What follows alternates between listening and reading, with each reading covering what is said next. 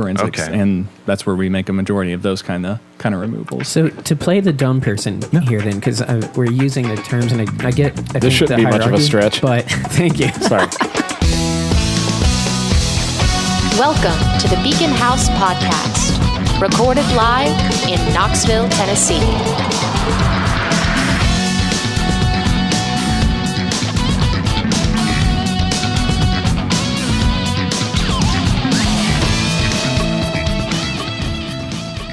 And that's my pitch for the new Evil Dead remake, but from the perspective of the rape tree. It's just nothing but a shot of a tree looking at the cabin and watching people running around acting crazy, and then blood rains down and someone loses their arm, and that's not bad. Involved. I hope have you got any studios interested in that yet? Pornhub. I think you could easily get at least like a Lionsgate or something. The idea that the Amazon is now a vengeful spirit is genius. Yeah, absolutely. Yeah.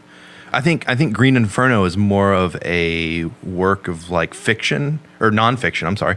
Green Inferno is work of nonfiction now more than it is fiction. Yeah, and I can't believe that he would put that out into the universe. Those cannibal tribes are going to get after some white folk. Oh my God. Folks, we're at the Beacon House Podcast. Thank you so much for tuning in today. And just kicking off our Halloween. That's right. Welcome to the Halloween series of Beacon House Podcasts that we do right around this time of year. This is very special to us. And we have a very special guest. Casey, tell them who it is. My wonderful friend, Eric Seavers, the Mortician. I'm so excited. Wait, yeah, that's right. Welcome, sir. Welcome. We're beyond honored to have Eric on, not only because Eric has a phenomenal story to tell and about being a mortician, but also he's a listener to Beacon House too. So we're totally flattered that you're even here, man. Introduce yourself to our audience. So my name is Eric, and I've been a mortician now for about 8 years. Holy crap! And I'm originally from Northwest Tennessee, where Martin is. University of Tennessee. Martin. Yeah. So I went there after high school and got my degree there, and just never found a. Are you originally from? You said you're from that area. Yeah. I'm from Martin. I grew up there. I had a friend that went to school in Martin, the University of Martin. My friend Ryan Long went there. He's a musician, but I know a little bit about that area. Yeah, there's not much there. It's like a population of 10,000 and maybe 6,000 to 8,000 students on campus. So I think that's most of Tennessee, though. There's a little pocket, of not a lot of population. That's probably absolutely true. And in between, there's a lot of meth labs and forest. Yeah, there are. A shitload of meth labs out there. Yeah. So tell us about how you become a mortician. Obviously, you go to school. How long do you go to school for that? Like, what all do you have to? Well, if you don't have any prior degrees or any prerequisites out of the way, it's usually a 2-year associate's program. Yeah. And just since I'd already gone to school, I had a lot of the basic classes knocked out, so got through it in a year. And basically, you just go to school. I mean, you get some hands-on experience from some of the facilities that you get to kind of shadow, but most of it, you're just preparing for the national board and law test, which is just a beast. Is it? Yes. Man. Oh my God. Yeah. I bet it's crazy. Yeah. It's dude. So what? How? Again, and not that there's any reason you wouldn't go into that line of work, but just for a lot of people, I feel like it's probably either just something they wouldn't consider or something that they would just be afraid to do. Or right. Tell me about tell me about what happens that one day when you go, dude, I'm totally going to do this. Like, tell us about your thought process. And I still don't have a straight answer as to how it happened. It was just sort of like after Elaine and I had graduated in 2009, we just sort of took a year off just to figure out what we were going to do with our lives. And I just was trying to think of something that just, would have pretty good, job security that wouldn't bother me, anything like that. And my first thought was to, which is really weird, but sort of like the hazmat people that go out and clean up crime scenes or accidents. I thought, well, that's, that job's always going to be in demand, and it's probably something that not a lot of people could handle. And I thought it would be really interesting. And then it's just sort of moved from there, just to the mortuary field. And did you have any doubts about whether or not you'd be able to keep your composure if, say, you showed up to a scene of an accident and it was really grisly, or or did you just kind of know, like I can deal with this? It was just so weird. I went and visited the local funeral home Murphy's in Martin, and they were real nice and took me around and showed me the prep room and everything. And once you get over sort of that initial shock of just even seeing a dead body, all the chemicals and everything, it's not so bad. And going back to when you're talking about accident scenes, we're pretty fortunate. We don't have to do anything like that as far as removals. We don't ever have to go on anything really grotesque like that. Usually the medical examiner or I think the coroner would take care of that. And got it. Yeah. Right on. I'm curious. Yeah. After, like, while you're doing the job, is there any kind of like disconnect that you have to give yourself to, like, for me, like if I was in that position, I'd be like, this isn't a real dead body. This is like a fake thing. They're testing me to see how my skills are just so I can have that disconnect. Do you have that, or are you just like... There's definitely a disconnect, and well, first off, I don't really know, a whole lot of people around the area, so we have a pretty large call volume, so everybody that's coming in, I have no clue who they are. But you have to be careful with your disconnect because, like, when I do it, I treat everybody, the same. I do my best embalming, any kind of difficulties I have, but not to the point where you're just like numb, put them on the table, shove them off, take another one, put them on the table, shove them off, because it can easily just turn into a factory when it's just so busy and you're just doing things over and over. So you really have to be careful to, remember these are, this is someone's loved one you're dealing with here and that you're taking care of. Right. And it's a huge responsibility. Oh, that's gigantic. Outside of, across the way where they're, helping them, prepare their service and cemetery and caskets and all of that. I mean, over on our side, it's just, that's where the magic happens. That's so cool. That man, I get. I love hearing you say that. I think that's a fantastic. Like, if you're not careful when things get busy, and I guess you have no control over the rate at which things get busy. Like, no, and it's weird. Usually the summer will sort of slow down, but once it gets back into autumn, and especially in December and holidays, it's no joke, man. Especially with suicides, they really do come in like 2s and 3s. When it happens, it seems like there's one after the other, and then another after that. And I know it sounds real like cliche, but it's true. It really, like it the really celebrity happens. Thing. But it really happens. It's crazy. Yeah. And we had talked a little bit about it before, and you told me something that, like, opioid problem? The fentanyl overdoses. I have never seen so many this year. Overdoses are always a thing, and they happen every year, but this year it's just like, forensics where we pick up, most of them has just been wearing us out, and I'm sure everybody else too. It's crazy. And so many young people, in their late teens, early to mid 20s, it's all over the place. God.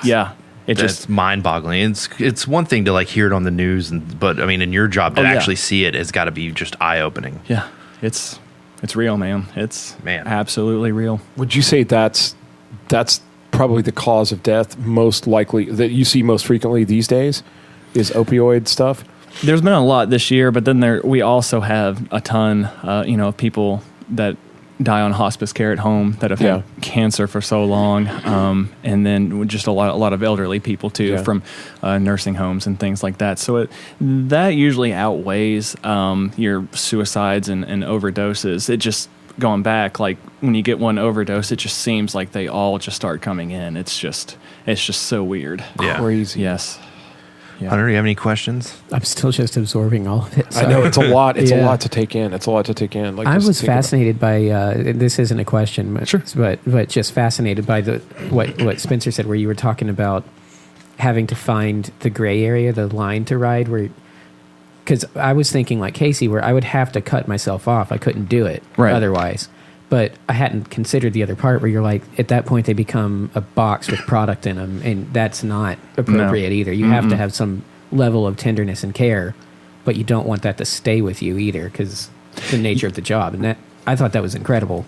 Like, you need a reverence, a certain reverence for what you're doing. Yeah. But an ability to not be traumatized by it because it's your job now. And because people, they'll ask me, like, I'm sure the hardest part of this job is, when you have to take care of, children, when you pick someone up at Children's Hospital, having to deal with a baby, and And, Elaine and I, we don't have any children. We have animals that we take care of, 3 cats and all our lizards that, Casey saw the other night. I've got 4 cats. Yeah, so, 3 cats, 2 bearded dragons, a newt? No. No. A skink. Skink. Yeah. And then a bunch of, there's so many aquariums in your house. It's wonderful. Yeah. She has the axolotls and then all the little various fish. That's awesome. Yeah. That's awesome. But going back to like babies and children, since we don't have any, I don't have that. I'm not trying to make it like sound like I don't care, because that's not true. But there's just that feeling, of course, that parental feeling that parents have. It's not there. So when we get it, it's not so hard for me to to work on. It's just like anybody else that comes in, but you're still taking the same care and you have nothing to equate it to. Right. Yeah, that makes sense, because you're a listener, so I've mentioned a couple times in passing that my oldest brother's an EMT and firefighter, and he sees that stuff, but he's also got 3 kids. So wow. Yeah, see, that's rough, because they're there at the scene either... Where it's at its worst. Yeah, and we're just there for the aftermath. That's everything we see. Man. So, I mean, I guess you pick up from the coroner, so like if there's an accident, they go to the coroner first and get... Like if it's like a murder or crime scene, like they get the coroner does his job first, cleans them up, and then you just get like I guess I don't want to say you don't have to see all the grotesque and all like the extra access of blood that's No. That's usually the medical examiner in the county will send them to forensics, Knox County Forensics, and that's where we make a majority of those kind of removals. So to play the dumb person here, then, because we're using the terms, and I get this shouldn't be much of a stretch, but thank you. Sorry, lighten it up a little bit. Oh God. So what we see on TV, like CSI and all that stuff, those guys are the medical examiners and coroners and stuff, is what you're talking about. And then afterward is where they get to you, the stuff that we don't see. CSI is crime scene investigator. Well, right, but I'm just trying to distinguish, like, is there a difference, or is it just the nature of the job that makes it different between your job and then the guy that is dissecting the person or whatever to find reasons? That would be... So I think usually the county coroner can go out there and and pronounce that's not a hospice scene or somewhere, because usually the hospice nurses can always pronounce, but they'll do that, and then the medical examiner, they'll determine depending on the situation whether it needs to be investigated or not, and a lot of the times, even just to kind of save their own butt, they'll send them to Knox County Forensics for a full post autopsy and investigation and everything. So that's sort of how that works. And then once forensics is done with their autopsies, they'll call the funeral homes to come pick up, and we take them back. Okay, right on. Amazing. I mean, and there's a lot that goes. So it's actually really complicated to process a death. Mm-hmm. Like you said, the county gets involved, and then there's like the medical examiner and all this kind of stuff. And that's fascinating just to think about how many people are involved in something like that. Yeah. That's nuts, man. And sometimes I still get confused with the local medical examiner and coroner, exactly what their roles are, but they seem to have a big one, especially like I said, just walking in on scenes and then having the power to send them to the regional forensics. I'm trying to remember how many counties Knoxville services as far as that. It's a lot. So they are so busy up there. Crazy, very, very busy. And kind of, I don't want to get away from the serious tone here, but I'm fascinated by stories that you may have. Like, it kind of fascinates me. Like, I can only imagine you doing this job. Has anyone ever? They're gone. They're dead. But has anyone ever moved on you? Like while you're doing your job? I was waiting for you to ask. I was waiting the hand up. They moved their head. I think that would be the one thing that would happen, and I would go, I quit. There's no way that I would see someone go and lift their hand up, and I'd be like, nope, no. Out of all the 8 years, man, never anything like that. The only way, I mean, you would really, like if you were having to raise an extra artery in the, let's just say the radial in the wrist, that's like right below the thumb. If you were to grab a hold of a couple of those tendons right there with your aneurysm hook, that would, sort of make your ring finger and middle finger kind of draw in like that. But no twitching, no people doing the hallelujah on the tables or anything. That's good. It's they're it's That's a horrifying thought, Casey. yeah. No, it's we get asked that a lot. People do. I bet. So you said aneurysm hook. Yeah, that's what it's called. It's just a little hook, and it's got a curve on the end of it, and then on the bottom, it almost sort of looks like a shoehorn, but thinner. Mm-hmm. And when we raise the jugular vein, we kind of put that shoehorn thing into the vein, and then we get some long forceps and it helps it guide it like a groove director into the vein, and then it hits that right atrium, and that's your source of drainage there. Not to jump into. No, that's okay. The fascinating part of it. Well, you said raise an artery. What do you mean exactly by raising an artery? Yeah, so just for your initial embalming, we make an incision right here on the top right clavicle or collarbone. Yeah. And you've got your right common carotid and then your jugular that lay right there together. And you raise both of them, kind of clean them off. Your carotid's going to be like this, just usually this big fat noodle. Yeah. And then your jugular's going to be a lot more like kind of flat and transparent. You can usually kind of see the blue just sort of floating around in there, so you know you're in the right area. And then when you inject the formaldehyde, you actually inject down the right common carotid, and then it pushes through the circulatory system, and then it comes back up through the that jugular where you have it open with the forceps, and it just pushes that blood out. So as you're injecting the fluid, the blood's being pumped out through that right atrium. And so with the forceps, you're able to go in and out and grab any kind of blood clots or anything that may be just stuck in there having a hard time getting out. And there's also a device called a drain tube, which is just it's like a long tube and it has some little holes on the end of it, and then you attach a kind of a tube to it that lays on the table, and that can also go in the jugular, and you just sort of there's a little mechanism on the end of it that lets you kind of push in and out, and it draws blood through it too, and it also drains down the table through the little hose. It's a little bit cleaner, but if you get clots, man, that thing clots up so easy. So the forceps you're just able to just reach in and grab. So and typically, how long after the time of death does this occur? Like, is this like a day later, 2 days, or is this like a couple hours? Gosh, it depends. One thing that holds us up is Tennessee donors will immediately get involved, and so if the family's not picking up the phone or talking to them, gosh, we can have people sit in a cooler for a day and a half. So that's usually the first hurdle to get over, because they have to call the family and ask their initial questions, and the hospitals cannot release until donors has released. So they gotcha. And then of course, just families being unsure who they want to use, or somebody not claiming a body, which is very, very rare. That would really be the only holdup. As far as getting somebody. Now, at viewings, I've been to a few viewings myself for like funerals and stuff. And the one thing I always hear people say is it doesn't look like them. Right. Is there a scientific reason behind that, or is it just maybe like more of an emotional from the family? There are so many reasons. I like this. This is awesome. A lot of the reasons are you just have people that have just, are so emaciated that have just shrunk down to nothing from their illness, from their cancer.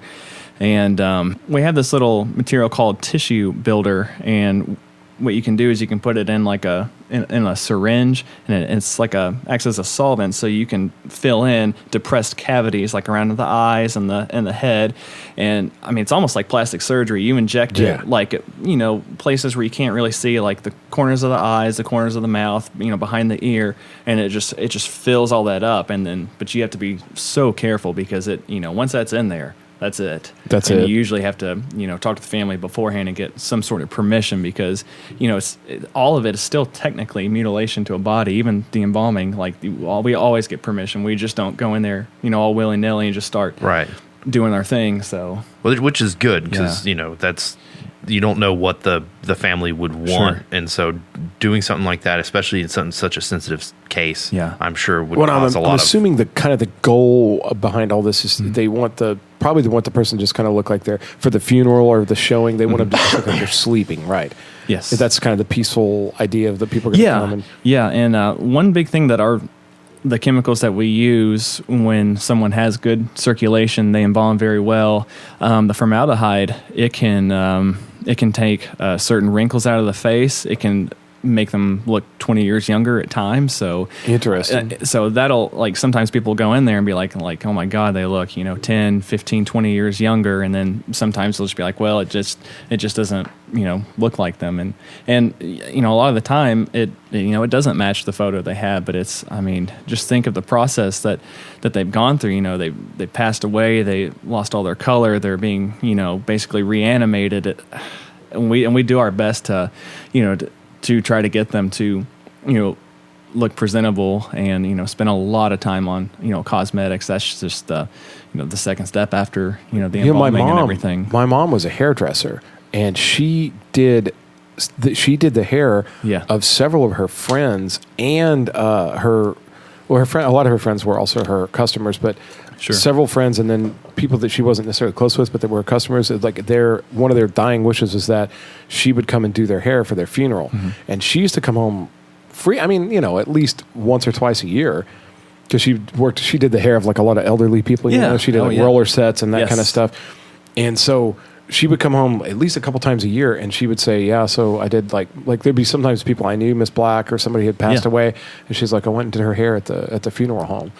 And I was like, you mean after she died? She's like, yeah. And she wasn't weird about it at all. Yeah. She was just like, it's flattering to be asked to do a thing like that, But I was like, is it weird that you knew them when they were alive? And she goes, it's a little weird, but it's not. Sure. It's not uncomfortable, And going back to that, major props to the hairdressers that come in, because none of us went to cosmetology school. They do a phenomenal job, and we could have the best cosmetics, possible on that person, but without that hair, looking the way it should, they just do such a good job. It brings everything together so well. So we really appreciate having people with those skills that are able to come in and do that. It really is a blessing, because hair is so difficult. Dude, that's what I've heard. Hard. That's what I've heard. Shout out to those people then. Thank you. Absolutely. Thank you so much. So once you get somebody embalmed and they've got formaldehyde, does the formaldehyde fill all the veins and arteries? Is that the idea that it basically replaces the blood?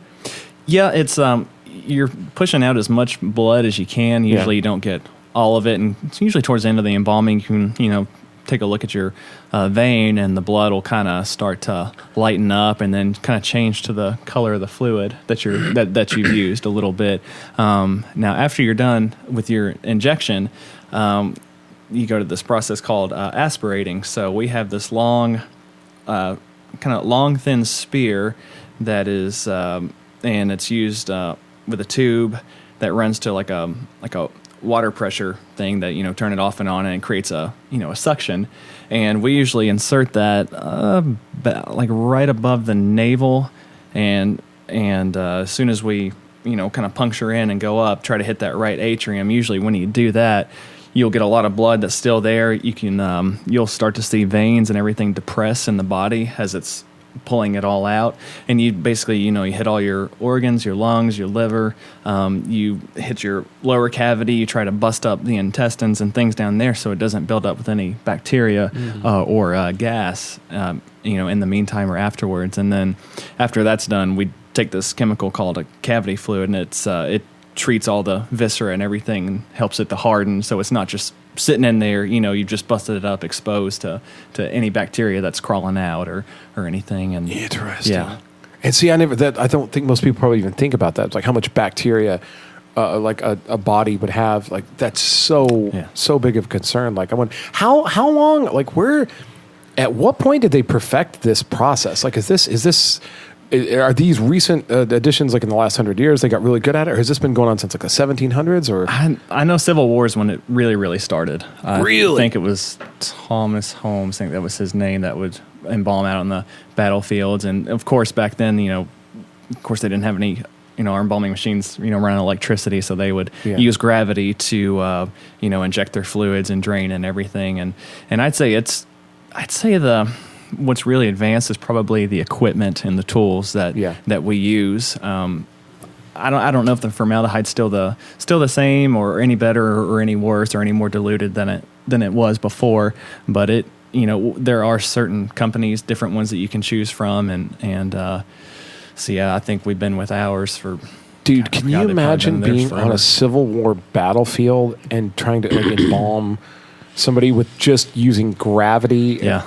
Oh my God! Just, put them up in a tree, I guess, by rope, hanging by their feet, and do it that way. No, usually they'll be laid out on the table, and you just sort of hold the bottle up with the tube coming down, and that just kind of forces it in. And man, yeah. Now, God forbid, when I pass away, if you're still doing this, can you take me out Egyptian style, the thing in the nose, brain through the nose? You want some canopic jars? Give me a couple cats to bury me with. Can you guys do that for me, Casey? No, I mean it'll be fine. So that's how they treated Bilbo. That's how they treated.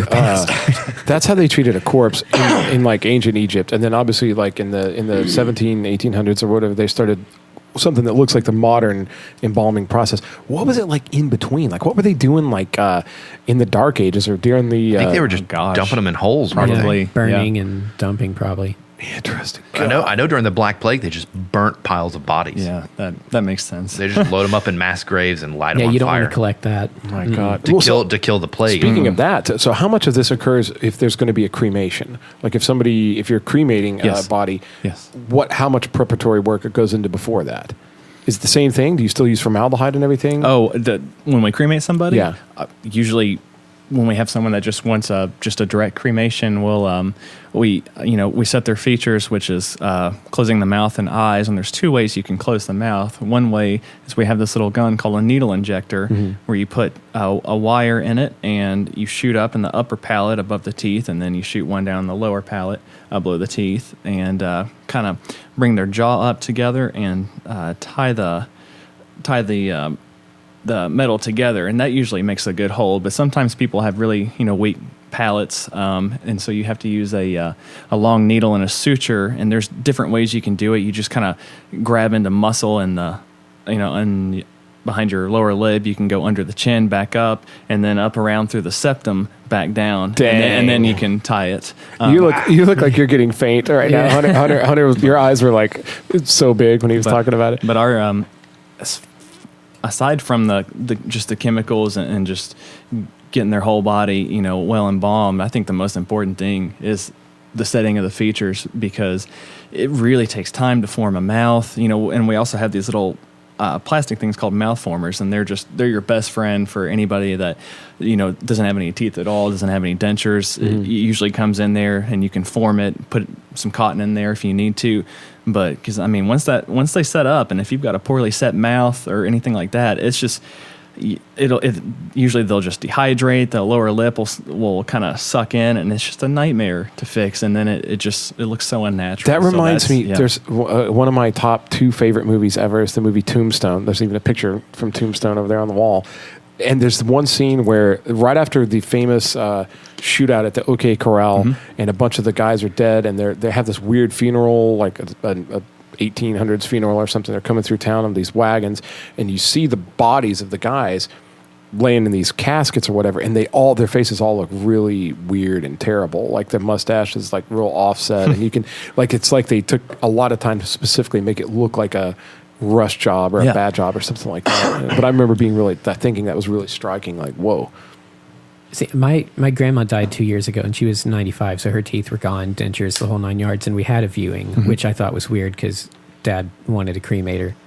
And so I was, thus the getting faint, so I was sitting there thinking about all this stuff, because she looked, she did look like herself, but if Hollywood had de-aged her like they do with people now, like you were saying, maybe 10 years before, but I specifically was looking at her mouth because it didn't look weird, and I kept thinking it would be sunk in, and it makes sense that you would do something for that. Yes, absolutely. But she looked normal, and then off to the oven or whatever it is. But here's a question. That was morbid. Off to the oven. Off to the oven. Thanks. What do you call it? What do you do with people Crematorium? that have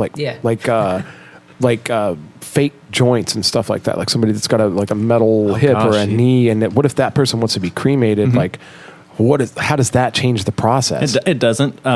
Once the crematory process is done, you have a really, really long brush that you just kind of bring all the bones that kind of fall into this little tray, and it'll all fall in the tray, and then you take it over to another little station where you've got a big bucket that pulverizes everything, but on top of that is like a little table, so you can, dump all the cremains there. You can go through them thoroughly, take out any kind of pieces of metal, any little buttons from the hospital gowns. But we have a special tray that we set aside for like, metal joints, hip joints, plates, and things like that. And I think they give it to someone. Someone does something with that material. They actually recycle it. Yeah, they're able to do. Now, one big thing that we can't ever have, or it's a bad idea to have, and what Hunter said, the oven. It's also called a retort, where you put people in. It's okay, I call it an oven too. No. What do you call that thing? Yeah. But pacemakers and pacemaker and built-in defibs are so important to take out, because if those things explode under that, because it can get up to, in that chamber, 1,200, 1,400 degrees. My God. And if it explodes, I haven't heard one explode or seen one, but they say it sounds like someone firing off a shotgun, and it can damage the floor, and the walls and anything around. So we always take those out before we cremate somebody. Good with the Lord. pacemakers. Yeah. Man. Yeah. Dude, I've never even heard about that. That sounds crazy. And they told us a crazy story in school. There was a crematory up in Canada, and this lady was working it. And the one thing they always tell you is when you open the big chamber door, you've got two little kind of inserts that are on springs, and you push those in, because if that door falls for any reason, they'll catch it. Well, she didn't do it, and she had already pressed the load button and had the door lifted. Well, the door gave way from some kind of a fault and pinned half of her inside and half of her out, and it just completely ran. Oh. And that was awful. Yeah, so imagine walking in on that, and dude. Yeah. Oh man, look, Casey, right now. Good Lord, that is not a common thing. That was just it sounds like a freak accident. That is it was definitely a freak accident. But telling that story, I'm very interested in your crazy stories. Do you have any kind of insane stories that you can tell? And not necessarily that have happened to you, but maybe it happened to, or that you know of, or maybe happened to a friend or something like that. Gosh, we've had people come in and ask if we had any spare dentures that they can have. That's happened. Whoa, for real? Yeah, a lot of. Oh. Whoa. Yeah. And when I first started, of course, any funeral home you go into or anything, you're like, God, I wonder, is this place haunted? It's probably gonna be real creepy, doing late night removals, coming in with a cot and looking straight up in the hallway and everything. But after a while, it wasn't. There's nothing to be afraid of, once you're past that initial shock, there was not really anything creepy about it. So it doesn't happen much in popular media, but I was just thinking of the autopsy of Jane Doe while you were talking about haunted and stuff. Are you able to, as rare as it is when those things pop up, or do you start picking apart those scenes like when they're doing stuff and you're like, wrong. You wouldn't do that. It's totally wrong. Oh, you mean like if you watch just like a horror movie or something? Where there's specifically that involved. Oh, I get it. Okay. No. Now, with this job, does it cement more of your idea in the paranormal and your beliefs in the paranormal, or does it actually take away from it? Going to Gettysburg cemented everything I ever wanted to believe in the paranormal. I remember. So, but this job, it must just be because you're dealing with everybody. Everything's just an after the fact thing, and I hate when people refer to them as like, oh, they're just a shell, their body's gone, they're somewhere else. It's. Speaking of the Gettysburg. Yes. Thing. Would you be willing to tell that story? Because I find that story fascinating. Yeah, man. Yeah, as soon as you said that. Yeah, dude, let's hear about it. Let's totally hear about it. Yeah, so they have multiple, of course, haunted inns, homes, and Gettysburg is just so famous just for how grotesque and graphic and long the battle was, and especially its impact on the citizens there. We did a late night tour there, and the guide did a everything from the citizens' point of view, and talked about how they just the overwhelming stench of decomposition just wafting in from the farmlands into the city, and just, it was just so fascinating. Whoa. But we stayed in this really old house called the Farnsworth Inn. I believe it predates the Civil War a little bit. It housed Confederate sharpshooters, and I believe that shot that came out of there was the result of the only civilian casualty. I think her name was Jenny Wade in Gettysburg, and was hit by a stray bullet. Interesting. I can't remember if it came from that house, but it was. I think her house was like right across the street, or right on Baltimore Street in the Jenny area. Wade. I believe that's her name. I looked that up, and if I'm wrong, I'm sorry. I think that's right. But the story goes, there's several spirits they say haunt the building, including, of course, Confederates in the attic. I think there's a lot of commotion that goes on in the kitchen. But after the Civil War, there's a family that lived there, and then upstairs was I don't know if it was his room or not, but there's a little boy named Jeremy who, I think he was like 2 or 3, and they have got the father's portrait and his portrait up in the room. It's called the Sarah Black Room, so it's really cool. The history is right there. Well, he was hit by a horse-drawn carriage outside on Baltimore Street, and so they took him back up to the room, and the father did, and of course he passed. So what we experienced in that room, it was just so weird because our whole trip we had gone to haunted places like the Hawthorne Hotel in Salem, and the Concord Inn or the Colonial Inn in Concord, Massachusetts, and everything. I mean, we just experienced nothing. So that was our last night staying in Gettysburg on our way home. And about 11 o'clock at night, now they do ghost tours there that go pretty far into the evening hours, and we had a couple staying behind us too that we talked to in the morning, and they had no clue what we were talking about. They probably thought we were just batshit crazy. So, but when I woke up, we get that a lot, and it was just so weird. You can believe me or not, because I'm like, this man right here has a crazy story that he says the same thing. He says, believe it or not, I believe you 100%, my friend. Yeah, same. So we woke up to the sound of it was just like this little pitter-pattering of running, and you could just feel, it was just almost like it was right above the headboard of the bed, and it just did it in a routine, and it just kept going and kept going and kept going. I woke Elaine up, and we just kind of sat there and listened to it, fell back asleep.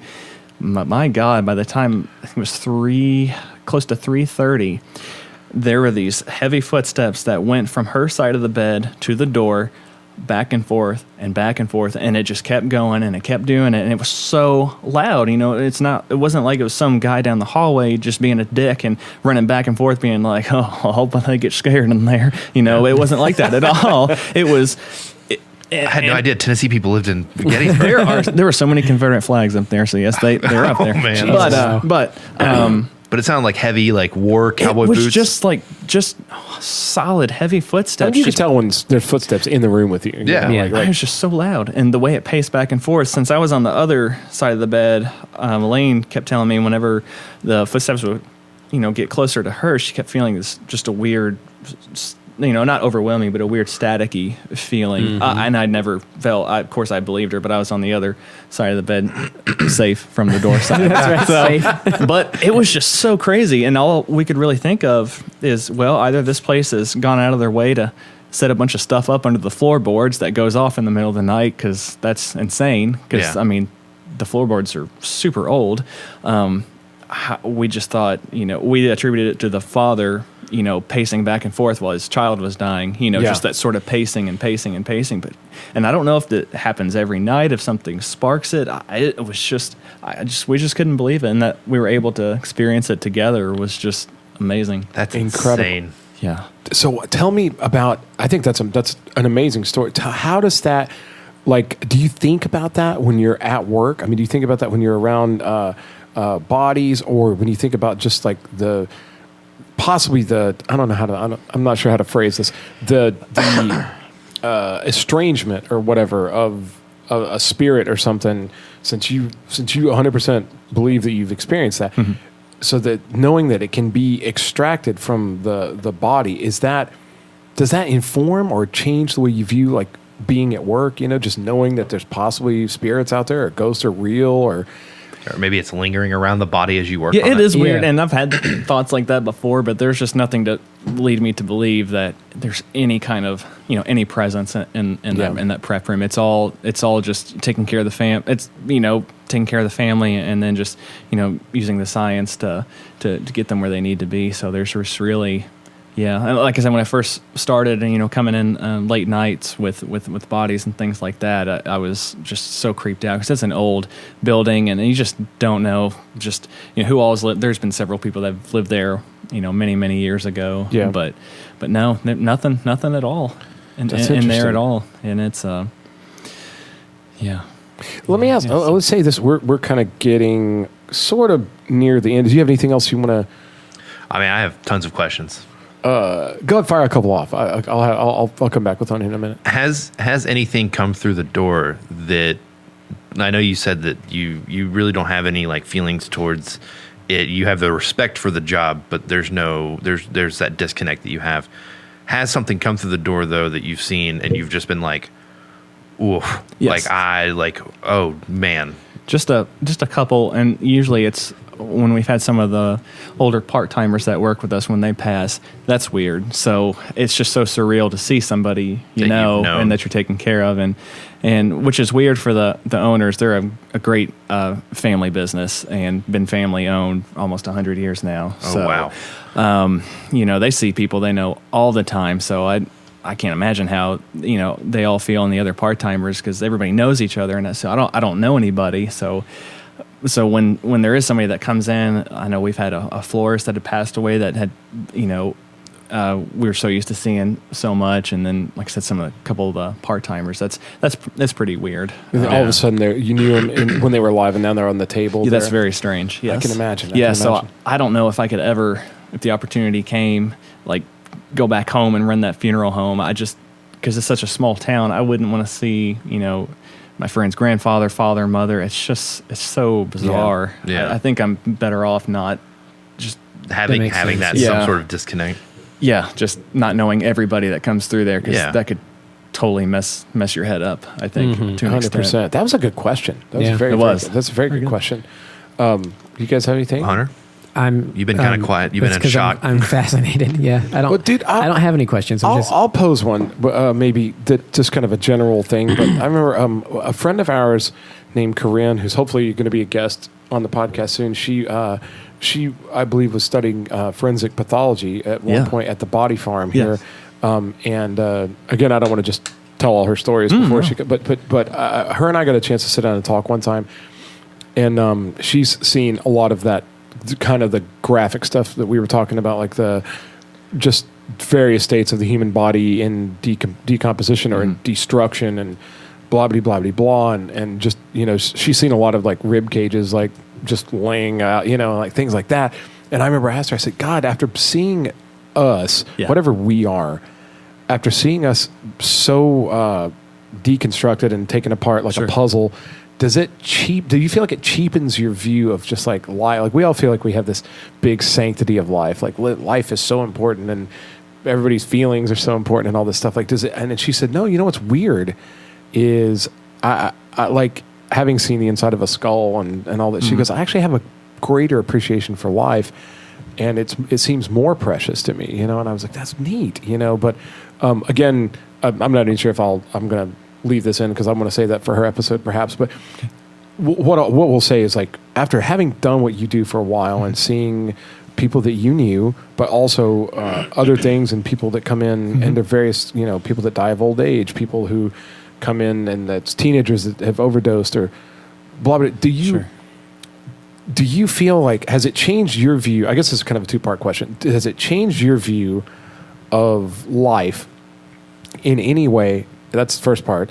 And then second part, if somebody's having a hard time with the idea of death, if somebody's just terrified, they couldn't even walk into a funeral home because they're just terrified of that divide, has it changed your view? And would you give advice to anybody on how to possibly reconcile that journey?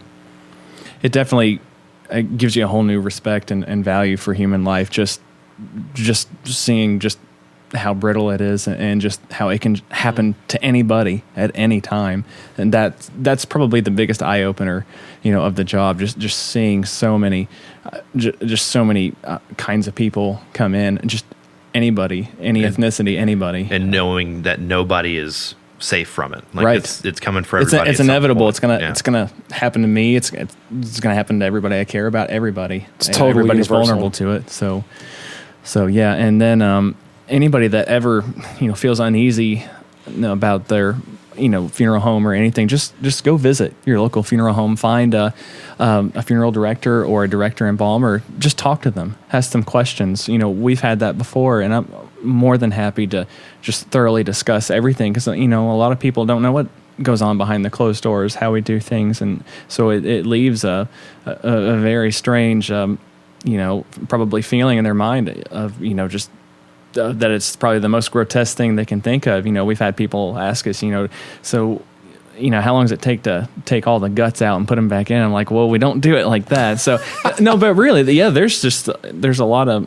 just not misunderstanding. There's just not a lot of, just awareness about it. Because although it's not really it's not a taboo subject, but it's just something that people would be more comfortable not, discussing, because it's such a personal. I've never thought deal. of the resource of that. Of just like go ask. Just pop in and find somebody. What an interesting thought. If you're having a hard time thinking about like a funeral coming up, or if you whatever, go talk to somebody. These people are doing such important work. And I can honestly say I don't know where my local funeral home is. Well, there's quite a few around. Yeah, y'all have a lot around here. I have no idea where even one is. I know where one is, but it's because of grandma. So yeah, sure. Well, and you guys are a lot younger than me, but definitely as you get older, you'll start to go to more funerals, and you'll find yourself in these places and things like that. And man, I will say this. It is like after these people like you do this heroic job that you do and this amazing, such important work that you do, after the fact, like it's really not, it's not terribly unpleasant. I mean, dealing with loss and dealing with that's a whole new thing. It's different for everybody, I would say. But yeah, but the importance of the viewing, like you're saying, where you can go and they look at peace and like themselves before you have to officially not see them again, does wonders for the psyche. Yeah, and it's really not to be terribly feared, and it's not to be, right. I mean, I would much more fear the loss of just, like I said, we talked about this before, like if there's anything you need to say to a person before they're gone or whatever, that's going to trouble you a lot more than just the day that you went to their service and it was beautiful and people showed up and paid their respects. And, if anybody, I try to go, if somebody's having a family member or some loved one that dies, I try to go at least to the service or whatever. It's cathartic and there's a good thing about it. You know? Yeah, and we take so much pride in the presentability that we treat people with, and how we want them to appear. We take a lot of pride in that, and also with restorative art, reconstruction, any kind of major trauma. I mean, there's not a challenge that's too big or too outrageous. It is just such a pleasure to be able to help people. Dude, that's so cool, it really man. is. I love that. I love how passionate you are about that, and that's great. That's really, really great. And you seem like a very happy. You seem a very well-adjusted, friendly person. We weren't expecting like Herman Munster to walk in here, but we hadn't met you before, you know what I mean? Like a guy like this gothic makeup or something, like he's carrying a bat or something like that. You should have worn your penguin outfit. Oh, dude, he brought us a cauldron with all kinds of like. You brought us so many fun gifts. You brought us this amazing fall-scented candle. I love it. Fall beer, fall candle, fall tea. Yeah, dude. We're going to go nuts. We're going to drink so much tea. Oh, my God. Dude, taking the chai home. Can't thank you enough for being on. Thank you so much for coming here. Thank you so much for having me. I'm so excited. Such a blast. I'm so excited, dude. Thank you so much, and feel free to come back anytime. I was gonna. Do you think you would come back now that you've been? Hell yeah, man! There we go. That's awesome. That's rad. That's rad. Do you mind if I add one more thing? Go for it. Go for it. I'd say also probably one of the best parts about this job is being able to work under a family business, because it's so personable. It's almost like working with a big family. I've never worked for a corporation. I've heard stories, and it's really, sometimes it can just be about, more about, getting into sales and numbers and things like that. Yeah, numbers definitely, and not to shit on them at all, because I know there's some very talented people that work in corporations, but just being in a tight knit family and in the community, it just makes the job that much better. And I'm very awesome. very fortunate and blessed to be where I am. Very much, very much. Well, we also feel very fortunate and blessed that you came here to talk to us and share your stories with our listeners. And dude, thank you so much. Absolutely. Come back anytime. Even if you just have a weekend where you not do anything for an hour, text Casey, come down, be a co-host, awesome. man. Thank you. Absolutely, 100%. Awesome. Well, guys, what do you got? Anything to go out on? No beatboxing. Let's just end it now before the beatboxing. Beatboxing is probably not the best idea for this one. It'll lessen the beauty of this episode. You tell me you don't have any lyrics in mind? It'll lessen the beauty of this episode. Of course I don't. You tell me you don't have any lyrics in mind? You guys are ruining this thank episode. You came on today. We want to thank you. Please come again. That was not. I apologize for them. I apologize. I wish I wouldn't have done that now. I told you I don't. Edit. I told you I don't. Happy Halloween. Edit. Jesus. Oh, Lord.